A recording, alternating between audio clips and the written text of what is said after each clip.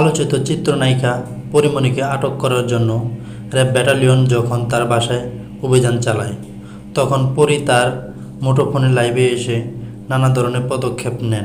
থানা থেকে আসতে কতক্ষণ টাইম লাগে? আমি যে বলতেছি বারবার থানাকে ফোন করে, থানা কেউ রেসপন্স করতেছে না, তাহলে কি মানুষ কি মরে যাবে? তারা কেউ জানে না কোন অফিস থেকে আসছে, কোন থানা থেকে আসছে, না কোন র্যাব থেকে আসছে, না কোন সিআইডি থেকে আসছে, কেউ কিছু বলতে পারতেছে না। আমি সব জায়গায় খোঁজ দিলাম, কেউ বলতে পারতেছে না। আমি হেল্প চাইলাম, এখনো অবধি কেউ আসতেছে না।